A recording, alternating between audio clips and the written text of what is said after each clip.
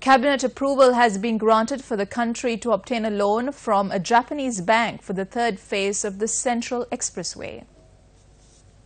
A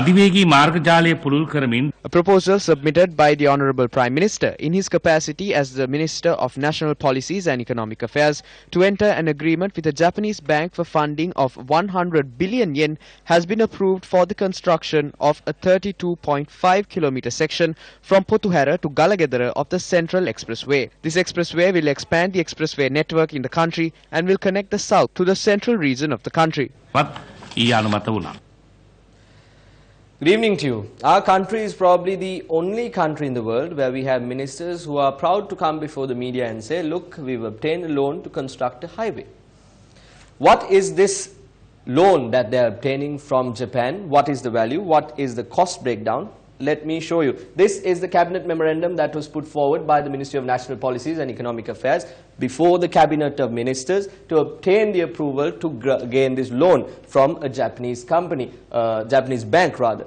The document is signed by Prime Minister Ranil Wickremesinghe, of course, as mentioned by Minister Gayantha Karunatilaka. What is the cost breakdown? Let me show you.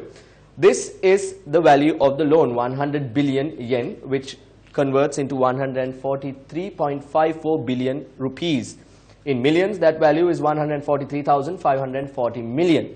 Now, why I'm showing you this in millions is that we are going to show you how much is reduced or deducted from this value, and the final sum is made. The insurance money is deducted, that is 14,450 million rupees. The agreement fee is 1,164 million rupees. Agreement fee 2, 3,717 million rupees. Agent fee 71 million rupees. Consultancy fee 43 million rupees. Legal fee 32 million rupees. And other fees 4 million rupees. These are the monies that are going out from this value, the 100 billion yen that we are obtaining. What is the final remainder? 124,059,000. This is the value that we are left with. Effective loan percentage, that is the percentage of the loan that is, as the word goes, effective, is only 86.43 rupees. Now, I showed you earlier the cabinet paper that was put forward before the cabinet of ministers to obtain this loan.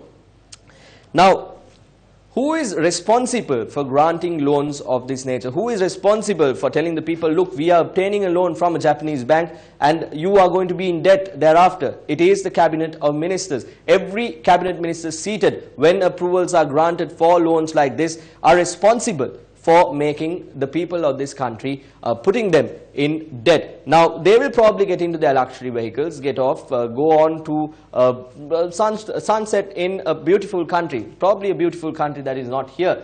But you and I, sitting at home and watching, will be in debt. All the cabinet ministers are responsible for this loan. Now, shifting gears from this loan, I'll take you through to our next story that we have in line. If you're doing the right thing and if you're penalized for it, how will you feel? Just have a look at this story and see what has happened to this individual. The long-term agreement to obtain electricity from the private power plant in Amblipitia expired in 2015 and it was renewed for another 3 years following an agreement reached with the CEP. The Ministry of Power and Renewable Energy said, taking into account the weather situation over the past 2 years and first quarter of this year, there was a need to add a certain electricity capacity to the national grid. The CEB noted discussions were held to procure electricity from the private power plants in Mathura and Amblipitia as well as the Sapugaskanda power station on a short-term basis. When a power plant is added to the national grid, it is done as per the provisions of Article 43 of the Sri Lanka Electricity Act. There are two reasons as to why the Amblipitia power plant will not come under this act. One is that it has not been obtained under the competitive pricing, and the other is when a license is obtained, there needs to be a certain stake held by the government via the Treasury Secretary. This power plant has not fulfilled both these requirements. Since there was no approval obtained from the Public Utilities Commission, I informed my Additional General Manager, Karyavasam, that I cannot release the funds. He said since the CEB had purchased the electricity, it is mandatory to make the payments. I said I cannot do so without the legal contract. I had around 700 million rupees and a dollar equivalent to 140 million rupees. I requested him to make the payments from his division. However, it was not done and I was interdicted. Going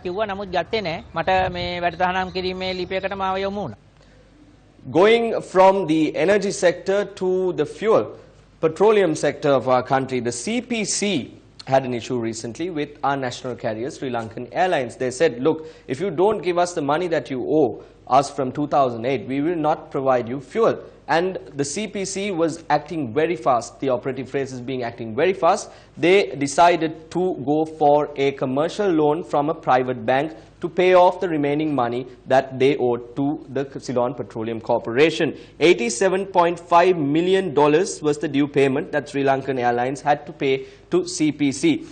CPC came and said, look, if you have the money, give us 5 million rupees, 5 million US dollars, I beg your pardon. They said, give us some time. There too we have a problem. When you say, give us time to give you the money, it seems like they do not have even 5 million USD to make this payment to Sri Lankan Airlines, to the CPC, the money that they owe. But they've also said, the remaining 82 million USD, we will go in for a commercial loan from a private bank, and we are now seeking the approval of the Cabinet of Ministers to grant this approval to obtain this loan. Let's have a look at what is happening in terms of this. The aviation service was destroyed in the past. An unqualified person who does not even have ordinary level qualifications was given the chairmanship of the airline, which led to its destruction. The people who came into power through the current government destroyed the rest during the initial period.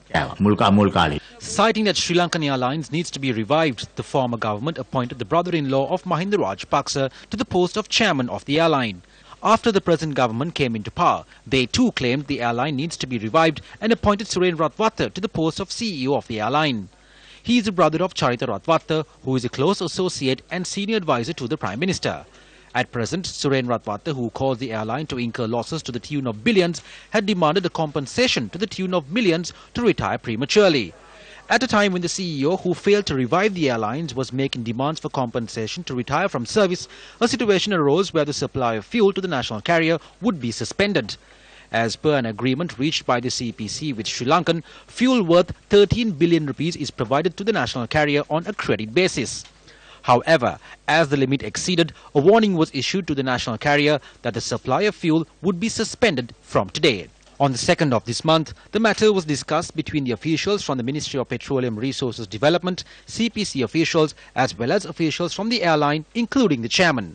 At this discussion, the chairman of the airline had informed that a sum of 800 million rupees from the total due will be repaid within this week. In addition, cabinet approval will be sought to obtain the remainder as a loan from a private bank. I was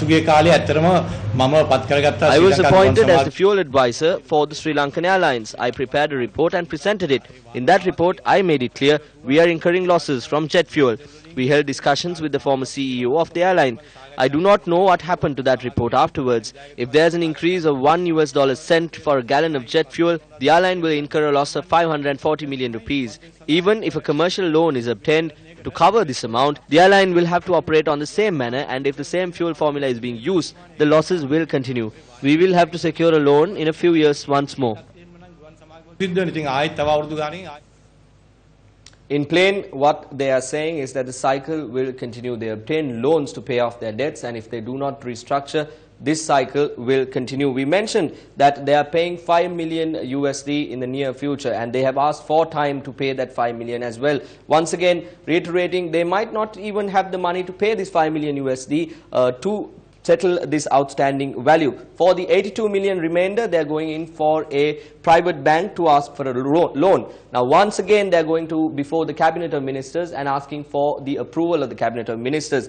They obtain loans to pay off their debts, and at the end of the day, the treasury of this country, indirectly you and I, once again is responsible for settling off these debts. One could think now, are these tactics used to go into a private bank and obtain a loan? If you just take a look at the sums that are involved, I'll just take a few moments here. 82.5 million US dollars converted into Sri Lankan rupees at 160 rate is 13 billion Sri Lankan rupees. If you take 1% of a commission through this loan, the private bank, whoever is putting this together, that comes to about 132 million Sri Lankan rupees. malpractices, fraud, corruption, things that we have heard all our life.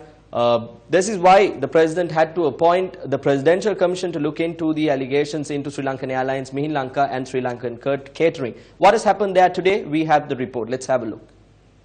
Today's witness, Ingrid Gurge, who was one of the pioneer staff at Mihin Lanka Private Limited, said when personnel were recruited to the budget airline, most of those appointed to the managerial positions were those who had retired from Sri Lankan Airlines and were above the retirement age.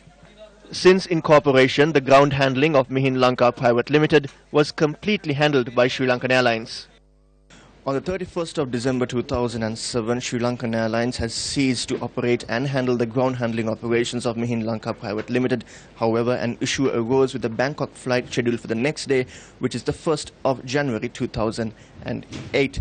Since there was no ground handling staff at the premises, the captain of the plane had said that he can take the passengers to their destination if the plane can be moved to taxi on the runway.